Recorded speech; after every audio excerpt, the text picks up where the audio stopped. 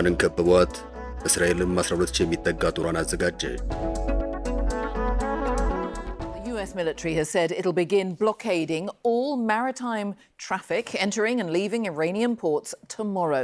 President Trump had earlier pledged to block the Strait of የአሜሪካ ጦር ኃይል የመካከለኛው ሴንቲኮም ከፕሬዝዳንት ዶናልድ ትራምፕ በተላለፈ መመሪያ መሰረት ወደ ኢራን ወደቦች የሚገቡና የሚወጡ ማናቸውም እንቅስቃሴዎችን ለማገድ የባህር ላይ ከበባ ከሚያዝያ 5 ቀን 2018 ዓ.ም ረፋድ ጀምሮ እንደሚተገበር አስታውቋል።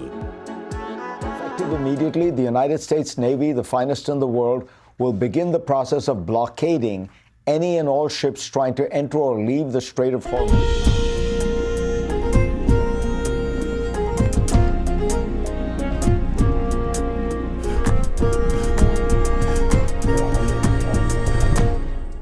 የመካከለኛው ዕዝ ከሰዓታት በፊት ባወጣው መግለጫው የማስጠንቀቂያው ተፈጻሚነት በአረብ ባህረ ሰላጤና በኦማን ባህረ ሰላጤ በሚገኙ የኢራን ወደቦችና የባህር ዳርቻዎች ላይ የሚንቀሳቀሱ ማናቸውም የየትኛውንም ሀገር መርከቦች ያለምንም አድሎ እንደሚመለከት ገልጿል። እዙ አክሎም የአሜሪካ ኃይሎች ወደ ኢራን ወደቦች የሚጓዙ ወይም ከኢራን ወደቦች ያልተነሱ መርከቦች በሆርሙዝ ባህረ ሰላጤ በኩል የሚያደርጉትን ነጻ የባህር ላይ ጉዞ እንደማያስተጓጉል አስታውቋል። We have a blockade going into effect. That'll be 10 o'clock tomorrow. Other nations are working so that Iran will not be able to sell oil. ዶናልድ ትራምፕ በበኩላቸው ከዛሬ ጀምሮ የኢራንን የወደብ ወጪና ገቢ እንደሚቆጣጠሩ ገልጸዋል። ይህ ቁጥጥር በተለይ ከኢራን በሚወጡና በሚገቡ የነዳጅ መርከቦች ላይ ተግባራዊ ይደረጋል። በዚህ የተነሳም የነዳጅ ዋጋ ጭማሪ አሳይቷል። አንድ በርሜል ያልተጣራ ድፍድፍ ነዳጅም $104 ደርሷል። የአሜሪካው ፕሬዝዳንት ዶናልድ ትራምፕ ሆርሙዝን ሙሉ በሙሉ እንደሚቆጣጠሩ ትናንት ነበር ያስታወቁ። በሌላ በኩል የኢራን ፓርላማ አፈ ጉባኤ መሐመድ ባጋር ጋሊባፍ አሜሪካ ከኢራን ጋር ያላትን ውጥረት ለማርገብና መውጫ መንገድ ለማግኘት የምትፈልግ ከሆነ ብቸኛው አማራጭ ኢራን ሕዝባዊ ሁኔታ ለማግኘት መወሰን መሆኑን ገልጸዋል። አፈ ጉባኤው ባስተላለፉት ጠንካራ መልእክታቸው አሜሪካ ለኢራን ሕዝብ ትልቅ ዕዳ እንዳለባትና ይህንን በደል ለማካካስ ብዙ መስራት እንደሚጠበቅባት አሳስበዋል። ከአሜሪካ ጋር ስላላቸው ቀጣይ ግንኙነት ሲያብራሩም ጦርነት የምትመርጡ ከሆነ እንዋጋለን፣ በሎጂክ ማለትም በምክንያታዊነት ከመጣችሁ ግን በሎጂክ እንመልሳለን ሲሉም አቋማቸውን ግልጽ አድርገዋል። በተጨማሪም ኢራን ለማንኛውም አይነት የውጭ ዛቻና ማስፈራሪያ እንደማትበገር ያረጋገጡት አፈ ጉባኤው ጠንካራ ፍላጎታችንና ቁርጠኝነታችን ዳግም ሊፈትኑት ከሞከሩ ከዚህ በፊቱ የከፋ ትልቅ ትምህርት እንሰጣቸዋለን ሲሉም ጥብቅ ማስጠንቀቂያ ሰጥተዋል። እስራኤልም ለኢራን ጦርነት ተዘጋጅቻለሁ እያለች ይገኛል። የእስራኤል መከላከያ ሰራዊት አይዲኤፍ ወደ ከፍተኛ ዝግጁነት ደረጃ እንዲሸጋገር በለውም ከኢራን ጋር ለሚደረግ ዳግም ጦርነትም እንዲሰናዳ ትዕዛዝ ተላልፏል። የጦር ኃይሉ ጠቅላይ ኤታማዦር ሹም ኤያል ዛሚር የሰራዊቱ ክፍሎች ምላሽ የሚሰጡበትን ጊዜ እንዲያሰናዱና ያሉትን ኦፕሬሽናል ክፍተቶችም በፍጥነት እንዲያሟሉ አዘዋል። ትኩረቱም የሚሳኤል ማስወንጨፊያዎች ላይ ሆኗል። የእስራኤል አየር ኃይል የረጅም ጊዜ ተጓዥነትን ትክክለኛነትና ጥንካሬ መሰረት ያደረጉ አዳዲስ የጥቃት እቅዶችን እያጠናቀቀ መሆኑ ተዘግቧል። ከጥቃቱ ጎን ለጎን እስራኤል የራሷን አየር መከላከያ ስርዓት በከፍተኛ ሁኔታ እያጠናከረች ይገኛል። ጠቅላይ ሚኒስትር ቤንያሚን ኔታንያሁ እሁድ ዕለት በሰጡት መግለጫቸው እስራኤልና አሜሪካ በኢራን ላይ ያስመዘገቡት ውጤት ገና ፍጻሜ አላገኘም ሲሉ ተደምጠዋል። በኢራን ውስጥ አሁንም የጠነከረ የኒውክሌር ቁስ አለ። ፕሬዝዳንት ትራምፕ እንዳሉት ያ ቁስ መወገድ አለበት፣ በስምምነት ካልሆነም በሌላ መንገድ ይወገዳል ሲሉ ተደምጠዋል። የእስራኤል ጦርም በአስቸኳይ 12000 የሚጠጉ ወታደሮችን እንደሚፈልግ ተነግሯል። ተጠባባቂ ወታደሮችም ለረጅም ጊዜ በጦር ሜዳ በመቆየታቸው በቤተሰብና በሥራ ሕይወታቸው ላይ ከፍተኛ ጫና እያሳረፈ ይገኛል የተባለው እስራኤል በኢራን ላይ የከፈተች ያለው ጦርነት በአገሪቱ በጀት ላይ እጅግ ከፍተኛ ጫና እያሳደረ መሆኑን የእስራኤል ፋይናንስ ሚኒስትር ይፋ ባደረገው መረጃ አመላክቷል። እስካሁን የነበረው የጦርነት በጀት ወጪም $11.5 ቢሊዮን መድረሱ ተገምቷል። ከጠቅላላ ወጪ ውስጥም $7.25 ቢሊዮን የሚጠጋው በቀጥታ ለመከላከል ተግባራት እየዋለ ይገኛል። ይህ መጠነ ሰፊዎች ከወታደራዊ ዘመቻ በተጨማሪ በአገሪቱ የሲቪል አገልግሎትና አጠቃላይ የኢኮኖሚ እድገት ላይ የራሱን የሆነ ጥላ ማሳረፉ አልቀረም።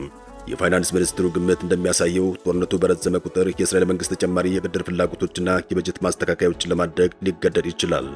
በተለይም ከኢራን ጋር ያለው ፍጥጫ ወደ ረጅም ጊዜ ጦርነት የሚቀየር ከሆነም የኢኮኖሚ ቀውሱ ይበልጥ ሊሰፋ እንደሚችል ባለሙያዎች ይተነብያሉ። አብዛኛው የእስራኤል ሕዝብ ከኢራን ጋር የተደረሰውን የተኩስ አቁም ስምምነት እንደማይደግፍ የሕዝብ አስተያየት ጥናቶች ያሳያሉ። 58 በመቶ የሚጠጉት እስራኤላውያን አሜሪካና እስራኤል ጦርነቱን አሸንፈዋል ብለው አያምኑም። እስራኤል ኢራን ኒኩለር ሊኖራት አይገባም ስትል፣ ኢራን በበኩሏ የራሴን ኒኩለር ገነባሉ ስትል በመሪዎቿ በኩል ጥብቅ ትዕዛዝ አስተላልፋለች። አዲሱ የኢራን መንፈሳዊ መሪ ሙጅተባ ካሚኒ ሀገራችን ኒኩለር ጦር መሳሪያ እንድትታጠቅ ትዕዛዝ ማስተላለፋቸውም ተሰምቷል። የኢራን ፋይ የዜና ወኪል ኢርና እንደዘገበው ከሆነ አባታቸው አያቶላ አሊ ካሚኒ ቀደም ሲል የኒኩለር ጦር መሳሪያ ግንባታን አስመልክቶ ጥለውት የነበረውን እገዳ መሻራቸውን አስታውቀዋል። ሙሽታባ ካሚኒ እንደገለጹት ዓለም በጉልበተኞች በምትመራበት በዚህ ወቅት የሀገሪቱ ሉዓላዊነት ለማስከበር የኒውክሌር ባለቤት መሆን ለድርድር የማይቀርብ የህልውና ጉዳይ ነው ሲሉ ተደምጠዋል። ኢራን አስፈላጊ ሆኖ ከተገኘ በትንሽ ቀናት ውስጥ የኒውክሌር ጦር መሳሪያ የመታጠቅ ብቃት እንዳላት የጠቀሱት መሪው ለሀገሪቱ ብሔራዊ ዘበኛ አስፈላጊውን ዝግጅት እንዲያደርግ መመሪያ ሰጥተዋል። ለዚህ የኒውክሌር ትጥቅም ሩሲያ፣ ቻይናና ሰሜን ኮሪያ አስፈላጊውን ድጋፍ ለማድረግ ቃል ስለመግባታቸውም ተሰምቷል። የእርምጃም በምዕራባውያን ዘንድ ከፍተኛ ስጋትን ሊፈጥር ይችላል። የዩናይትድ ስቴትስ ጦር በበኩሉ ኢራን በባህር ለመክበብ ወደ ኢራን እየገሰገሰ ይገኛል። ዶናልድ ትራምፕ በራሳቸው ትሩ ሶሻል ሚዲያ ላይ እንዳስታወቁት በዓለም ፈጣኑ የዩናይትድ ስቴትስ ባህር ኃይል በፍጥነትና ውጤታማነት ከሆርሙዝ የሚመጣውን በሎም ወደ ሆርሙዝ የሚገባውን መርከብ ይዘጋል። በዓለም አቀፍ የውሃ አካል ላይም ለኢራን ክፍያ የከፈሉ እያንዳንዱ መርከቦች ይመለሳሉ። አሜሪካም ኢራናውያን በሰርጡ ያስቀመጧቸውን ማዕድናት ማጥፋት ትጀምራለች። በእኛና በማንኛውም ሰላማዊ መርከብ ላይ ጥቃት የፈጸመ ማንኛውም ኢራናዊ ወደ ሲኦል ይላካል። በሁሉም የስምምነቱ ነጥቦች ላይ ከስምምነቱ ተደርሷል። የኒውክሌር ጉዳይ ግን አሁንም አልተፈታም። የሆርሙዝ ሰርጥን ሙሉ በሙሉ እንዘጋዋለን። ወደፊት ሌሎች ሀገራትም ከኛ ጋር ሊተባበሩ ይገባል። ኢራን በህገወጥ መንገድ ትርፍ እንድታገኝ መፍቀድ የለብንም።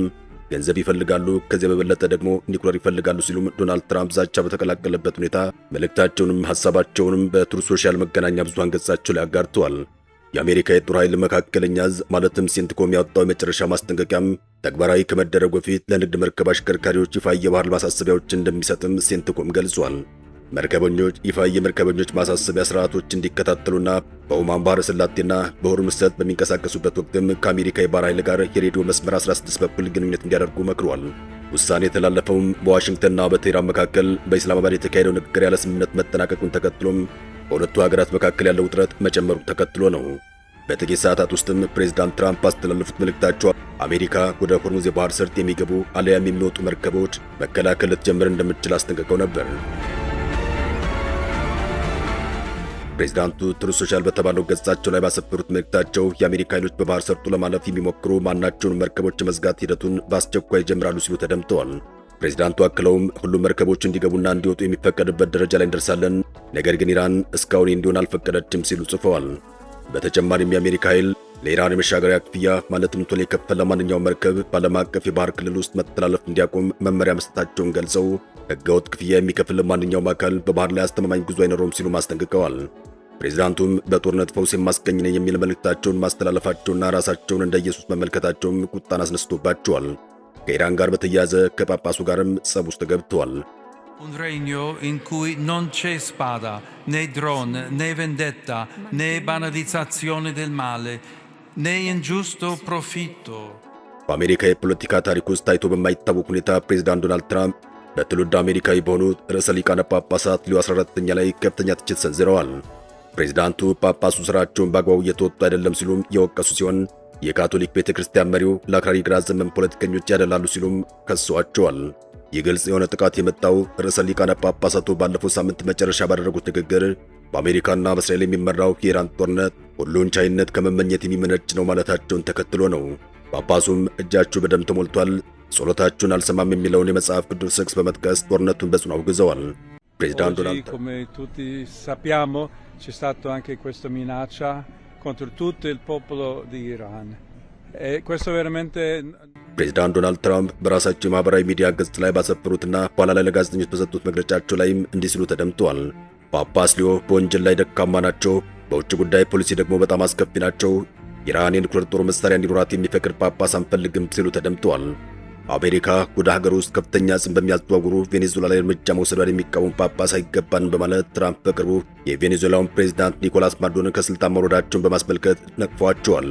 አያይዘውም ሊዮ ጳጳስ ሊሆኑ የቻሉት አሜሪካዊ በመሆናቸውና እኔን ማለትም ትራምፕን ለመቋቋም ይረዳሉ ተብሎ ስለታሰበ ነው። እኔ ዋይት ሃውስ ባልኖር ኖሮ ሊዮ ቫቲካን አይገቡም ነበር ሲሉ ተደምጠዋል። ፕሬዝዳንቱ አክለውም ጳጳሱ ከፖለቲከኝነት ወጥተው በቤተ ክርስቲያን ላይ እንዲያተኩሩ መክረዋል። ነገር ግን የትራምፕ አስተዳደር ለኢራኑ ጦርነት መለኮታዊ ድጋፍ አለን በሚል ሲከራከር ቆይቷል። የመከላከያ ሚኒስትሩ ፒት ሄግሴት አሜሪካውያን በኢየሱስ ክርስቶስ ስም ለድል እንዲጸልዩ ጥሪ ማድረጋቸው የሚታወስ ነው። ዶናልድ ትራምፕ እግዚአብሔር ጦርነቱን ይደግፋል፣ ምክንያቱም እግዚአብሔር ቸር ነው ማለታቸው አይዘነጋም። ጳጳስ ሊዮ 14ኛ ለ11 ቀናት ወደ አፍሪካ ለሚያደርጉት ጉዞም ዛሬ ሰኞ ከቫቲካን የሚነሱ ሲሆን ይህ በትራምፕ የተሰነዘረው ጥቃት በዓለም ዙሪያ በሚገኙ 1.3 ቢሊዮን የካቶሊክ እምነት ተከታዮች ዘንድ ምን አይነት ምላሽ ሊያስከትል እንደሚችል በጉጉት እየተጠበቀ ይገኛል። ዶናልድ ትራምፕ በራሳቸው የማህበራዊ ሚዲያ ትሩዝ ሶሻል ገጽ ላይ ራሳቸውን እንደ ኢየሱስ ክርስቶስ አድርገው በታመመ ሰው ላይ እጃቸውን ጭነው ታመስ ሲሰሩ የሚያሳይ ሰው ሰራሽ አስተውሎት ማለትም ኤአይ የተዘጋጀ ምስል ማጋራታቸውን ከፍተኛ ውዝግብ አስነስቷል። የድርጊታቸውም በተለይ ከርዕሰ ሊቃነ ጳጳሳት ሊዮ 14ኛ ጋር በነበራቸው ለመግባባት ማግስት መከሰቱን ቁጣውን ይበልጥ አባብሶታል። በርካታ ሃይማኖት መሪዎችና ክርስቲያኖችም ድርጊቱን ፈጣሪን ከመሳደብና ክርስትናን ለፖለቲካ ዓላማ አላግባብ መጠቀም ሲሉ ኮንነውታል። ምንም እንኳን ደጋፊዎቻቸው ምስሉን እንደ ቀልድ አሊያም ደግሞ እንደ ጥበብ ቢመለከቱትም ተቺዎች ግን ራስን እንደ መለኮታዊ አካል አድርጎ ማቅረብ በሃይማኖታዊ እሴት ላይ የሚደረግ ስድብ መሆኑን ገልጸዋል። ሰላም ለመላው ዓለም ይሁን። አበቃን። ሰናይ ጊዜን ተመኘን።